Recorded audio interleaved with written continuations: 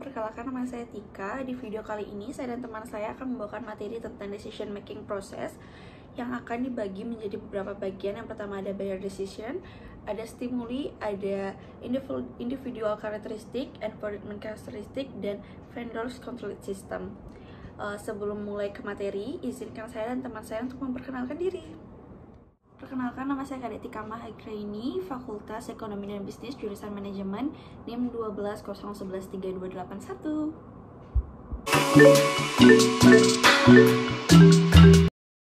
Perkenalkan, nama saya Komang Putri Trisusani dari Fakultas Ekonomi dan Bisnis, Program Studi Manajemen dengan NIM 120113269. Selanjutnya kita mulai dengan pendahuluan. Pengetahuan tentang perilaku pembelian konsumen sangat penting dalam praktek pemasaran. Keputusan pemasaran yang disukses oleh organisasi pemasaran diperlukan pemahaman tentang perilaku pembelian konsumen. Keputusan di bidang pemasaran dimulai dengan menganalisa perilaku pembelian dalam situasi yang tepat sehingga dapat mempengaruhi kesediaan konsumen dalam membeli barang dan jasa yang sedang ditawarkan. Dalam hal ini, pembelian kini semakin kompleks, di mana konsumen seringkali membeli suatu barang tidak sebagai suatu rutinitas, melainkan sebagai pembelian berdasarkan situasi yang sedang diinginkan. Dalam hal ini, faktor situasi sangat mempengaruhi pembelian konsumen terhadap suatu produk tertentu. Maka tidak mengherankan jika zaman sekarang para retail store mulai berlomba-lomba untuk mendesain atmosfer tokonya agar dapat merangsang perilaku pembelian, khususnya yang mengarah pada situasi unpurchased, di mana situasi tersebut merupakan situasi yang tidak direncanakan sebelumnya.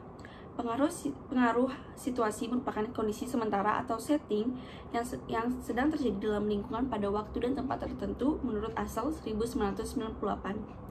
Pemasar dapat mengembangkan strategi harus berusaha memahami asal-usul situasi yang mempengaruhi keputusan pembeli. Beberapa tipe situasi yang mempengaruhi perilaku pembelian konsumen yaitu situasi konsumsi, situasi pembeli, dan situasi komunikasi. Berdasarkan penelitian dilakukan oleh Bulk tahun 1974 mengatakan bahwa faktor situasi mempengaruhi perilaku pembelian konsumen terhadap kategori produk tertentu. Situasi merupakan perbandingan antara waktu dan tempat yang dilengkapi oleh satu atau lebih banyak orang dalam mengidentifikasi suatu terhadap kepentingan potensial. Berdasarkan penelitian lain mengenai faktor situasi dalam mempengaruhi perilaku pembelian konsumen, maka dapat disimpulkan bahwa penelitian-penelitian mengenai faktor situasional telah banyak dilakukan dan membuktikan bahwa peran situasional dalam pengambilan keputusan sangat berguna bagi pemasaran untuk menjadi dasar dalam pengembangan strategi suatu bisnis. Baik, sebelum masuk ke penjelasan lebih dalam lagi mengenai bagian yang sudah tersedia, izinkan saya untuk menjelaskan sedikit pengenalan terhadap perilaku konsumen. Nah, perilaku konsumen merupakan suatu proses keputusan dan aktivitas fisik individu yang digunakan ketika mengevaluasi, mendapatkan, menggunakan, atau menentukan barang dan juga jasa. Proses mengkonsumsi suatu produk atau jasa sangat amat penting bagi seorang pemasar dalam mengembangkan usahanya demi kelangsungan hidup perusahaan. Pemasar pada umumnya menginginkan pelanggan yang diciptakannya itu dapat dipertahankan. Nah, salah satu proses yang perlu diperhatikan pemasar dalam menciptakan dan mempertahankan konsumen adalah proses pembelian yang dilakukan oleh konsumen. Dan sekarang kami akan mulai masuk ke topik inti, yaitu mengenai penjelasan dari bagan yang sudah tersedia. Nah, di sini saya akan mulai untuk menjelaskan mengenai garis besar dari topik yang akan kami bahas pada hari ini, yaitu terdapat pada bagian tengah bagan, yaitu decision making process atau pengambilan keputusan. Pengertian pengambilan keputusan. Pengambilan keputusan atau decision making adalah suatu proses pemikiran dalam pemilihan dari beberapa alternatif atau kemungkinan yang paling sesuai dengan nilai atau tujuan individu untuk mendapatkan hasil atau solusi mengenai prediksi ke depan. Sekarang saya akan menjelaskan pengertian dari pengambilan keputusan menurut para ahli, yaitu menurut Barron and Barney. Pengambilan keputusan adalah suatu proses melalui kombinasi individu atau kelompok dan mengintegrasikan informasi yang ada dengan tujuan memilih satu dari berbagai kemungkinan tindakan. Banyak faktor yang mempengaruhi perilaku konsumen dalam memutuskan pembelian. Keputusan pembelian konsumen dipengaruhi oleh semua faktor yang ada, baik dari internal maupun eksternal. Adapun dasar-dasar dari pengambilan keputusan, menurut Terry, pengambilan keputusan yang dilakukan seseorang umumnya didasari hal-hal sebagai berikut. Yang pertama, ada intuisi, lalu ada pengalaman, fakta, wewenang, dan juga rasional. Selanjutnya saya akan menjelaskan tentang buyer decision.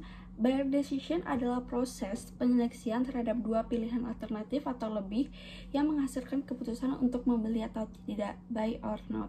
Selanjutnya, buyer decision adalah proses di mana konsumen memutuskan merek mana yang akan dibeli, what to buy.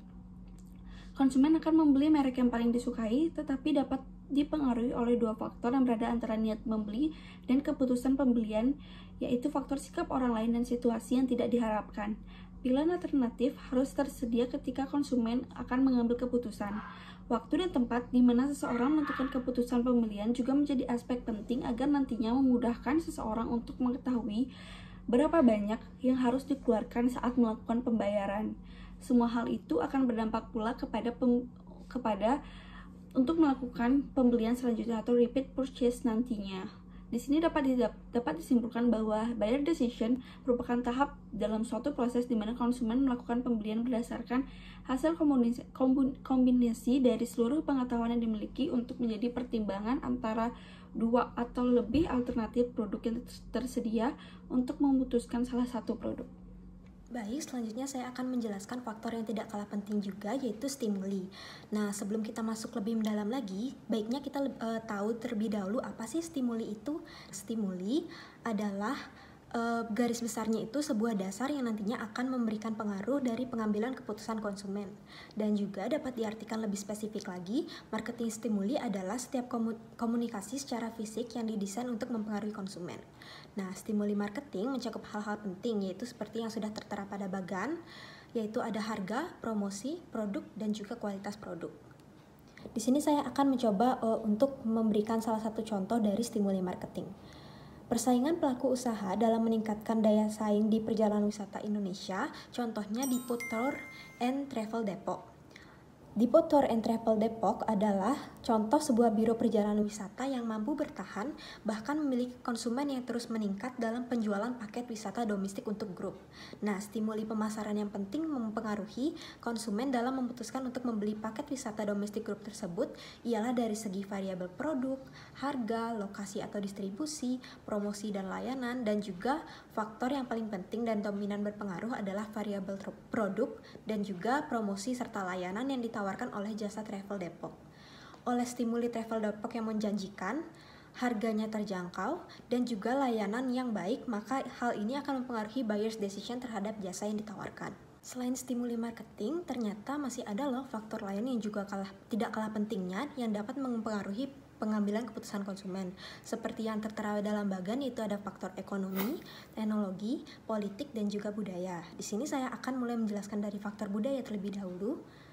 Nah, kebudayaan adalah faktor dasar yang paling menentukan dari perilaku keinginan seseorang. Perilaku konsumen ditentukan oleh kebudayaan yang tercermin pada cara hidup, kebiasaan, dan tradisi dalam permintaan akan bermacam-macam barang dan jasa di pasar. Perilaku manusia sangat ditentukan oleh kebudayaan yang melingkupinya dan pengaruhnya akan selalu berubah setiap waktu sesuai dengan perkembangan zaman dari masyarakat tersebut. Di sini saya akan langsung coba untuk memberikan contoh real yang sedang kita rasakan saat ini, yaitu pada zaman globalisasi ini budaya luar itu sudah mulai masuk dengan mudahnya ke dalam negeri. Nah, sehingga masyarakat pun mulai meniru nih cara berpakaian budaya luar yang cenderung minim. Maka timbullah permintaan masyarakat terhadap model pakaian yang mulai bervariasi seperti munculnya tank top, bikini, hot pants, crop top, dan masih banyak lainnya. Nah, selain itu, saya akan dapat contohkan dari segi teknologi. Contohnya penggunaan smartphone yang bisa memudahkan konsumen dalam memilih dan membeli barang yang dibutuhkan. Karena segala barang kebutuhan sekarang sudah tersedia secara online di berbagai macam e-commerce seperti Shopee, Tokopedia, dan masih banyak lainnya. Nah, konsumen sekarang akan sangat diuntungkan karena tidak perlu lagi bergelut dengan lalu lintas, tidak perlu lagi mencari tempat parkir, dan sibuk untuk berbelanja dari toko ke toko. Sekarang, dengan teknologi yang ada, konsumen itu dapat membandingkan merek, memeriksa harga, bahkan memesan barang dagangan 24 jam sehari dari mana saja. Selain itu, kita juga dimudahkan dengan pembayaran yang semakin canggih, seperti tersedianya dompet elektronik yang mempermudah segala transaksi yang kita lakukan dalam online shopping, seperti hadirnya Shopee Pay, GoPay, OVO, dan lain sebagainya. Baik, saya cukupkan untuk penjelasan singkat mengenai stimuli, dan selanjutnya akan dijelaskan oleh partner saya. Selanjutnya saya akan menjelaskan tentang individual karakteristik. Individual karakteristik juga mempengaruhi konsumen dalam menentukan pilihan dalam memilih suatu barang atau menentukan pilihannya dalam membeli suatu barang. Individual karakteristik setiap orang dipengaruhi oleh aspek seperti usia atau age, jenis kelamin atau gender, etnis, pendidikan, pengetahuan, nilai, dan personality atau sikap. Usia, umur seorang akan mempengaruhi penentuan dalam memilih atau membeli suatu barang. Contohnya dalam case pembelian skincare, umumnya remaja yang berusia 12-20 tahun akan memilih skincare yang memiliki fungsi dan khasiat untuk kulit mereka, untuk menutrisi kulit mereka yang masih kategori anak remaja. Sedangkan mereka yang berusia 30 tahun ke atas akan memilih kandungan skincare yang lebih fokus untuk anti-aging untuk membantu mengencangkan wajah mereka.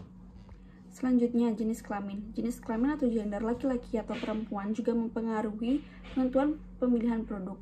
Kembali lagi ke case awal, yaitu case pembelian skincare. Kita ambil contoh wanita dan laki-laki. Wanita akan lebih cenderung mengetahui jenis kondisi kulit dan produk mana yang cocok mereka gunakan untuk kondisi kulit mereka saat ini.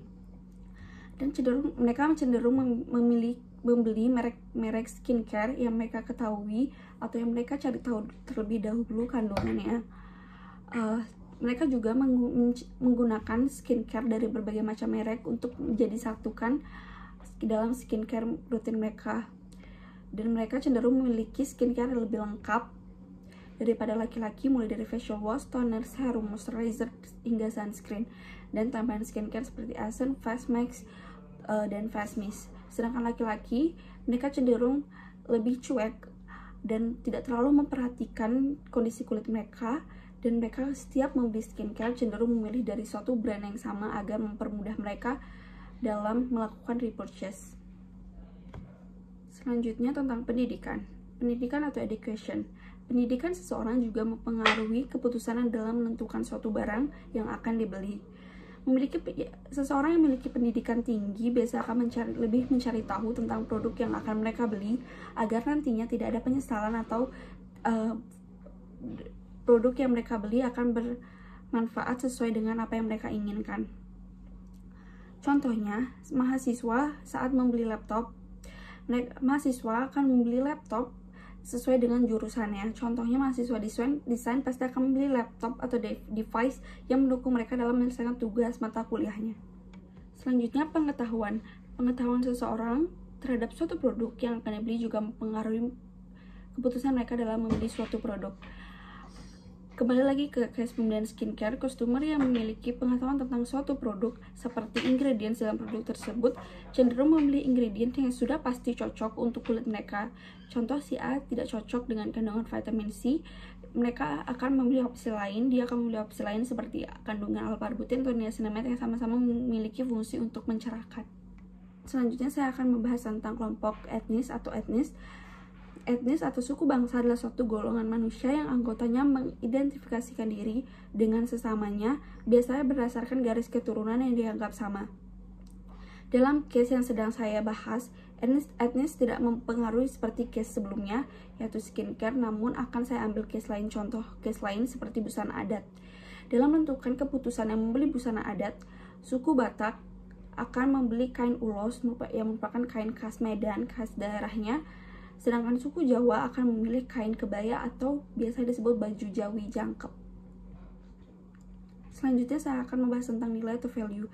Nilai atau value dari suatu barang juga mempengaruhi keputusan pembelian terhadap suatu produk. Value atau nilai yang ditawarkan oleh produk tersebut akan menjadi pertimbangan konsumer dalam menentukan pilihannya untuk membeli barang.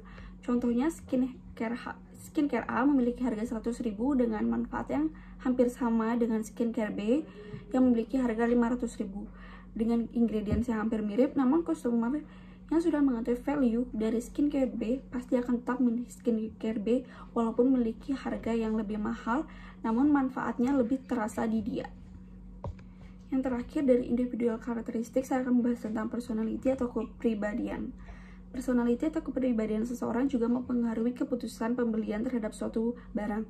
Contohnya saat membeli skincare di toko A, konsumen merasa kurang puas karena pelayanan yang diberikan oleh penjual kurang memuaskan. Sedangkan harga di toko A cenderung lebih murah daripada toko B. Namun di toko B memiliki pelayanan yang memuaskan, penjualnya ramah, sehingga pembeli merasa lebih nyaman, walaupun harga yang ditawarkan relatif lebih mahal. Itu dari sisi penjual, sedangkan dari sisi pembeli yang memiliki kepribadian konsumtif cenderung tidak terlalu berpikir panjang saat menentukan pilihan untuk membeli suatu barang. Jika ditawarkan suatu barang atau produk oleh seorang penjual, ia tidak akan pikir panjang jika sudah tergiur untuk membeli barang tersebut. Selanjutnya mengenai environment characteristic atau karakteristik lingkungan, yang pada bagian itu dibagi menjadi 3, yaitu ada sosial, keluarga, dan juga komunitas. Yang pertama, sosial. Sosial di sini bisa diartikan kehidupan sosial seseorang seperti kondisi ekonomi sangat mempengaruhi keputusan dalam membeli suatu produk.